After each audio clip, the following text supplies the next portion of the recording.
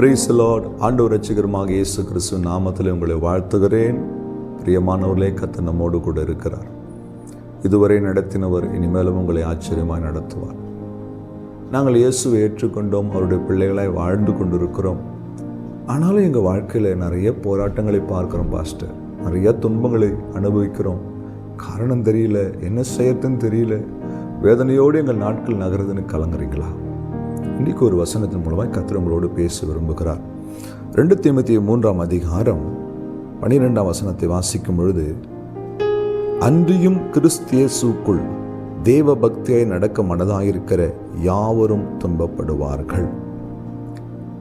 இந்த வார்த்தையை சொல்லும்போது நமக்குள்ள ஒரு பயம் வரும். அப்போ ஆண்டவர் மேலே பக்தியா, ஆண்டவருக்கு பிரியமாய் வாழும்போது துன்பங்களும் போராட்டங்களும் வாழ்க்கையில் வரும். அதுக்கு தானே அர்த்தம். அப்போ எதுக்கு நாங்கள் ஆண்டவரை ஏற்றுக்கணும்? நாங்கள் நல்லா இருக்கணும்னு தான் இயேசுக்கிட்ட வந்தோம். ஆனால் இயேசுக்கிட்ட வந்து பக்தியாக நாம் இருந்தால் பிரச்சனைகளையும் போராட்டங்களையும் சகிக்கிறோம், பிரச்சனைகளையும் போராட்டங்களையும் அனுபவிக்கிறோன்னு இந்த வசனம் சொல்லுதே. அப்போ எதுக்கு இயேசுக்கிட்ட வரணும்? என் அன்பு தெய்வ பிள்ளையே, கிறிஸ்துவ வாழ்க்கை துன்பம் நிறைந்தது தான், போராட்டம் நிறைந்தது தான்.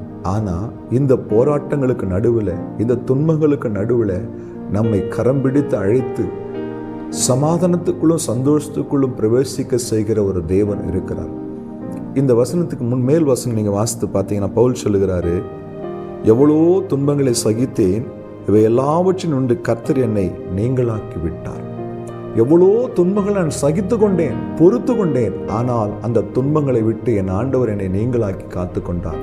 என் ஆண்டவரை நன்றியோடு ஸ்தோத்திரிக்கிறேன். தாவீது சொல்லும்போது, துன்பத்தின் நடுவில் நடந்தாலும் நீர் என்னை உயிர்ப்பிக்கிறீர்.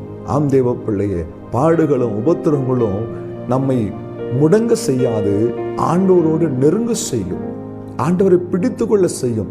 நான் இப்படி யோசிப்பேன், ஒவ்வொரு முறை என்னுடைய வாழ்க்கையில் இந்த உபத்திரவங்களை கடந்து வரும்பொழுதெல்லாம் நான் ஒன்று சொல்லுவேன், ஆண்டவரை இந்த முறை நீங்கள் போன முறையை விட இந்த முறை ரொம்ப அன்புள்ளவராக இருந்தீங்கப்பா, உங்கள் அன்பை இன்னும் ருசிக்கிறதுக்கு ஒரு வாய்ப்பை எனக்கு கொடுத்தீங்க, அதற்காக ஸ்தோத்திரம்.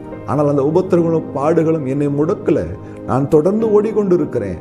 ஒரு பக்கம் போராட்டங்கள், ஒரு பக்கம் உபத்திரவங்கள், ஒரு பக்கம் வேதனைகள், ஒரு பக்கம் வியாதிகள், பலவீனங்கள், என்ன வந்தாலும் சரி எதுவும் என்னை முடக்க முடியாது. ஏனென்றால் மரண இருளில் நடந்தாலும் என்னோடு கூட இருக்கிற, என்னை தேற்றுகிற ஒரு தெய்வம் என்னோடு இருக்கிறார் என்ற நம்பிக்கை தீயும் தண்ணீரையும் தாண்டி வரும்படியா செழிப்பான இடத்துல என்னை கொண்டு வந்து சேர்க்கிற ஒரு தேவன் என்னோடு கூட இருக்கிறார்.